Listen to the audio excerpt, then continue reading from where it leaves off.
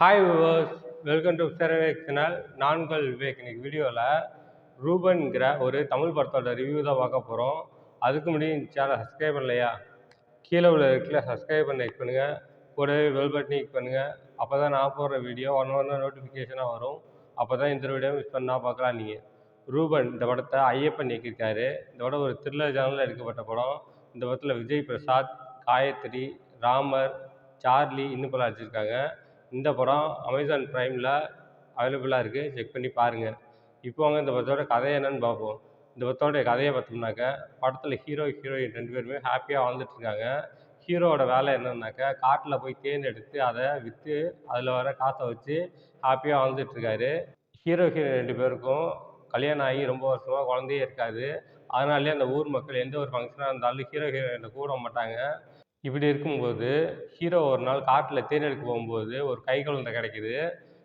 Hero அங்கே சுற்றி முற்றி பார்ப்பாரு, யாரும் இருக்க மாட்டாங்க. அந்த கை குழந்தை எடுத்து வந்து வீட்டில் வச்சு வளர்ப்பாரு. அந்த குழந்தை வீட்டுக்கு வந்ததுலேருந்து ஊரில் தப்பு தப்பான விஷயங்கள் நடக்க ஆரம்பிக்குது. ஊருக்குள்ளே புலி வருது, போலீஸ் வராங்க, வில்லன் வந்து மிருகத்தை வேட்டையாடி வெளிநாட்டுக்கு அனுப்புகிறான். இந்த மாதிரி நிறைய விஷயங்கள் நடக்குது. இதெல்லாம் ஏன் நடக்குது, எதுக்காக நடக்குது, இதுக்கப்புறம் அந்த சுவாரஸ்யமான விஷயங்கள்லாம் படத்தோட மொத்த கதையே. இந்த படத்தோட ரன் டைம் பார்த்தோம்னாக்கா 2 hours 4 minutes வருது. இந்த படத்தில் ஹீரோயினுக்கு குழந்தை இல்லைங்கிறதுனால அந்த அந்த ஊரில் உள்ள எந்த ஃபங்க்ஷனாக இருந்தாலும் ஹீரோயினை கூப்பிட மாட்டாங்க. அதெல்லாம் பார்க்கும்போது கடுப்பாகுது. ஒரு குழந்தை இல்லைங்கிறதுனால ஒருத்தவங்களை ஒதுக்கி வைக்கிறதுங்கிறது ரொம்ப தப்பான விஷயம்.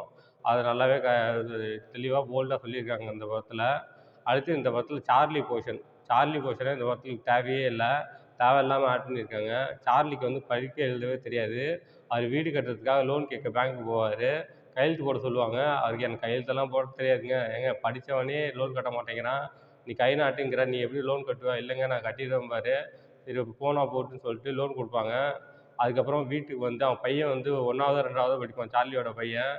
தம்பி எனக்கு படிக்க எழுத கற்றுக் கொடுப்பா அப்படின்னு சொல்லுவார் சார்லி. அந்த பையனும் அப்பாவுக்கு படிக்க சொல்லி எழுத சொல்லி கற்றுக் கொடுப்பான்.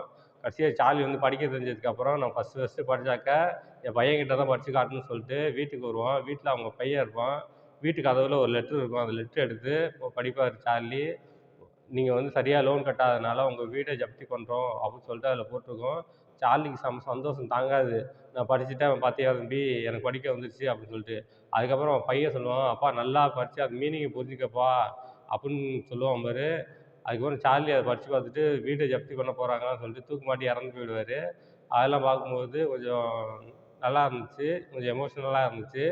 அடுத்து இந்த படத்தில் ராமர் காமெடிங்கிற பேரில் மொக்க போட்டிருக்காரு. அவர் பண்ணுற காமெடிக்கு சிரிப்பே வரல. படத்தில் தேவையில்லாமல் ஆட் பண்ணியிருக்காங்க. அவரோட சீனை கட் பண்ணியிருக்கலாம்.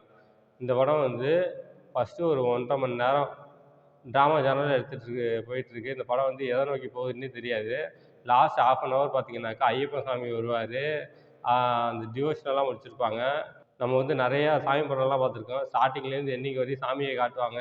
சாமி ஏதாவது ஒரு பிரச்சனையை தூண்டி விட்டு அது திருவிளையாடல் விளையாடும். அது பார்க்கறதுக்கெல்லாம் ரொம்ப நல்லாயிருக்கும், இன்ட்ரெஸ்டிங்காக என்கேஜிங்காக இருக்கும். இந்த படத்தில் லாஸ்ட் 1/2 அன் ஹவர் தான் ஐயப்பன் சாமியை காட்டுறாங்க. இந்த படம் வந்து முழுக்க முழுக்க ஒரு ஐயப்பன் சாமியோட படம். பார்க்கறதுக்கு ரொம்ப நல்லாவே இருந்துச்சு. மொத்தத்தில் இந்த படத்தை பார்க்கலாமா வேணாமான்னாக்கா, ஏதாவது ஒரு தடவை பார்க்கலாம்.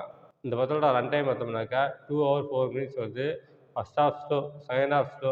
மொத்தத்தில் இந்த படம் எப்படி இருக்குன்னா, இது ஒரு பிலோ ஆவரேஜ் படம். இந்த படத்துக்கு 1 மார்க் 5க்கு 2 தருவேன். இந்த படத்தில் அடல்ட் கன்டென்ட்லாம் இல்லை, எல்லா ஃபேமிலியோட என்ஜாய் பண்ணலாம். ஓகே, இதோட வீடியோ முடிச்சுக்கிறேன். இந்த வீடியோ பிடிச்சிருந்தா லைக் பண்ணுங்கள், கமெண்ட் பண்ணுங்கள், உங்கள் ஃப்ரெண்ட்ஸுக்கு ஷேர் பண்ணுங்கள். இன்னும் சேனல் சப்ஸ்கிரைப் பண்ணலையா, கீழே உள்ள இடத்துல சப்ஸ்கிரைப் பண்ண கிளிக் பண்ணுங்கள். கூடவே பெல் பட்டன் கிளிக் பண்ணுங்கள். கீழே டிஸ்கிரிப்ஷனில் சோஷியல் மீடியா லிங்க்ஸ்லாம் கொடுத்துருக்கேன். லைக் பண்ணுங்கள், கமெண்ட் பண்ணுங்கள், ஃபாலோ பண்ணுங்கள். தேங்க்ஸ் ஃபார் வாட்சிங்.